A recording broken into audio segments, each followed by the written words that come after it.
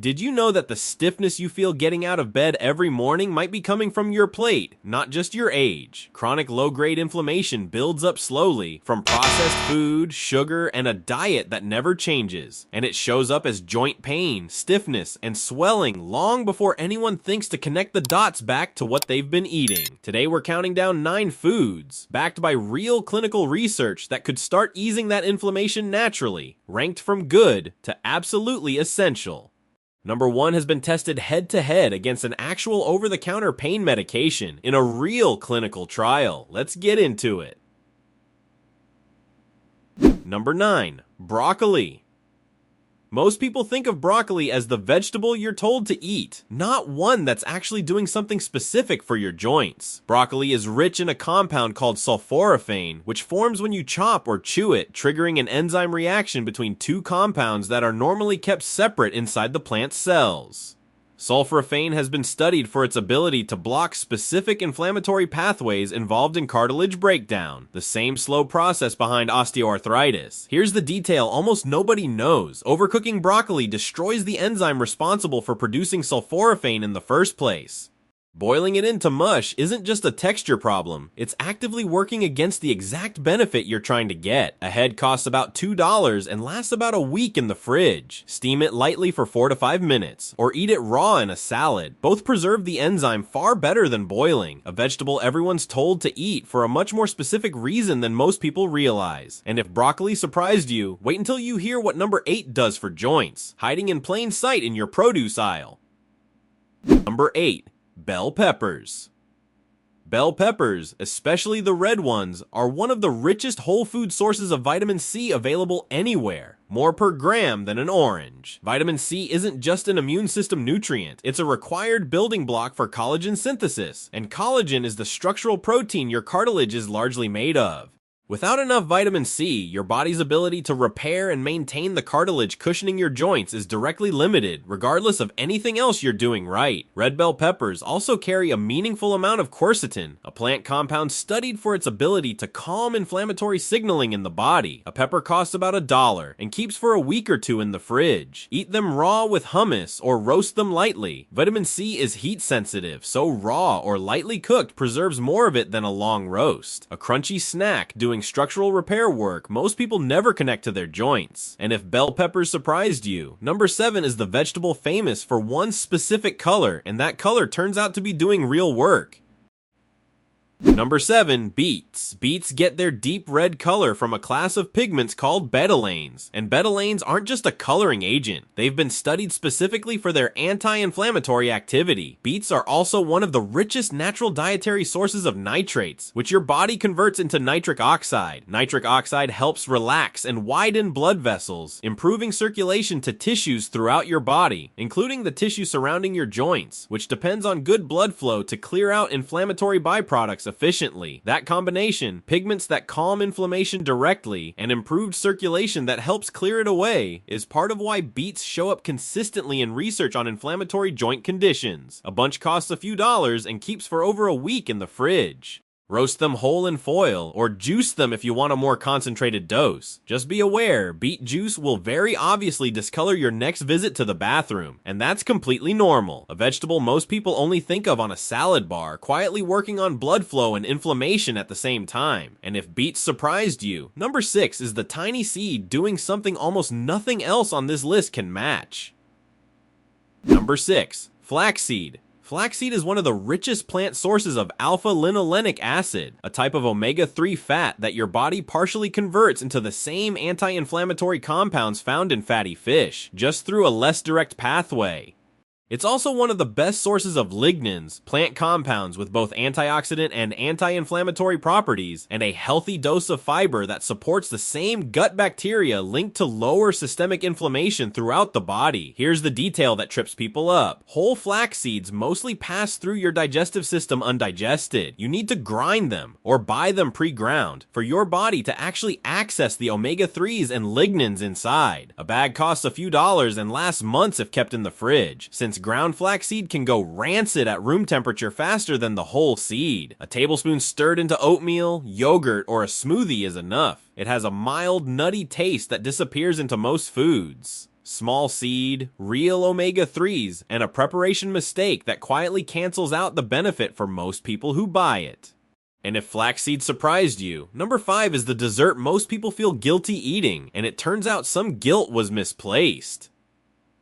Number 5, dark chocolate. Not milk chocolate and not the candy bar aisle. Dark chocolate, specifically 70% cocoa or higher. Cocoa is one of the richest known sources of flavonols, a class of plant compounds studied for their ability to reduce inflammatory markers and improve blood vessel function. The same circulation benefit covered with beets, from a completely different source. The catch is real and worth being upfront about. Most chocolate on the shelf is processed in ways that strip out a large percentage of these flavonols, and it's loaded with enough sugar to work against the very inflammation you're trying to calm. The benefit here depends heavily on cocoa percentage and minimal processing, not the chocolate bar next to the checkout line. An ounce or two of high percentage dark chocolate a few times a week is the target, not a nightly habit. It's still calorie dense. A bar costs around $4 to $6 and lasts a couple of weeks at that portion size. Check the label for cocoa percentage, not just the word dark. Some dark chocolate is barely above 45%, which dilutes most of the benefit. The one food on this list where the portion size and the fine print genuinely make or break whether it's doing anything for you, and if that surprised you, number 4 is a fruit people either love or completely avoid, and the science leans firmly toward the lovers.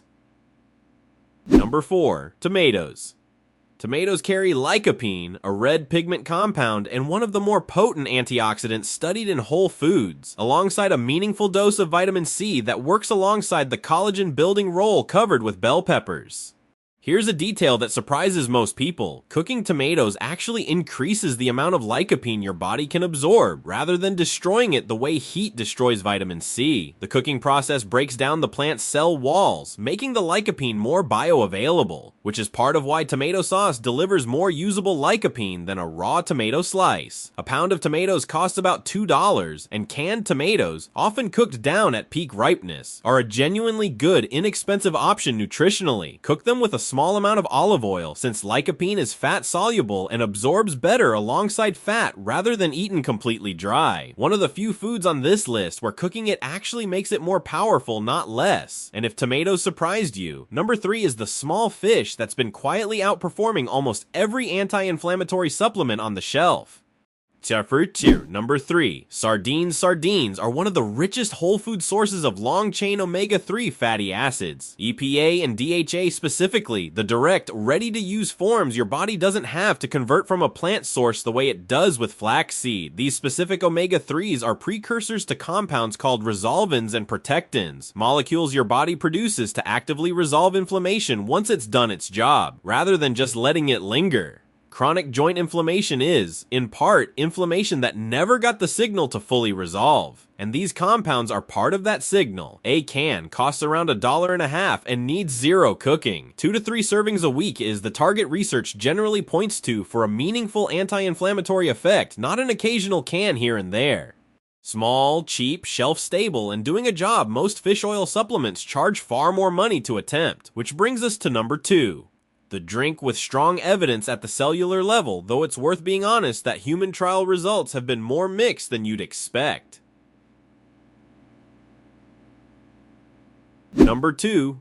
Green tea. Green tea's main active compound is EGCG, a catechin studied extensively for its ability to block inflammatory signaling pathways, including in laboratory and animal studies, pathways specifically involved in cartilage breakdown and osteoarthritis. Now, to be fully honest with you, the picture in actual human trials is mixed. Some studies measuring inflammatory blood markers like CRP after weeks of green tea extract have found real reductions. At least one well-designed year-long trial in postmenopausal women found no significant change in those same markers. The lab-level mechanism is well established. The real-world effect size in humans, especially from tea itself rather than concentrated extract, appears to be modest and inconsistent between studies. That's not a reason to skip it. It's a reason to see it as one supporting piece of this list, not a standalone fix. A box of tea bags costs a few dollars and lasts weeks. 3 to 4 cups a day is the range most of the human research is based on, brewed for a few minutes to fully extract the catechins. Real mechanism, honest uncertainty on the human scale effect, which is more transparency than most anti-inflammatory tea content gives you. And that brings us to number 1. The food that's gone head-to-head against an actual pain medication in a clinical trial and held its own.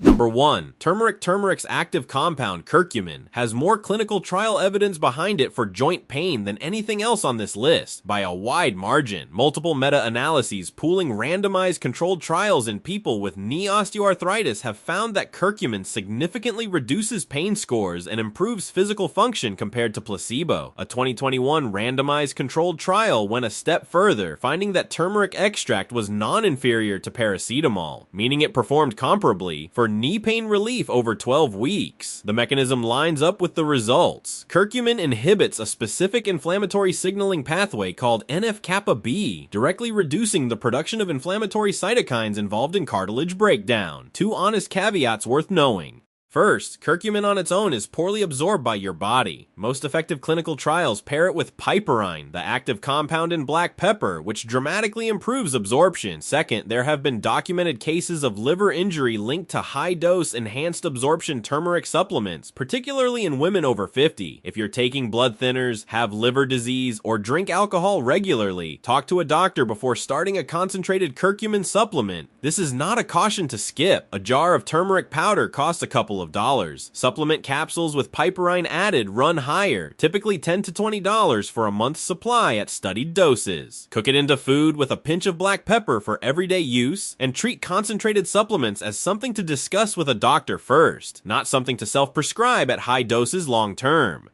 The most clinically tested food on this entire list, with real trial data standing up next to an actual medication, and real safety fine print worth respecting. Outro. Here's the pattern across this entire list. None of these foods work like a pill you take once and forget about. Chronic inflammation built up slowly, and calming it works the same way. Consistently, meal after meal, week after week. If joint pain is severe, sudden, or getting worse, that's a conversation for a doctor, not a grocery list. But as an ongoing complement to real care, these 9 foods have genuine research behind them. Which one on this list are you adding to your routine first? Drop it in the comments. I read every one, and if you want the full breakdown of which foods make inflammation worse, the next video walks through exactly that.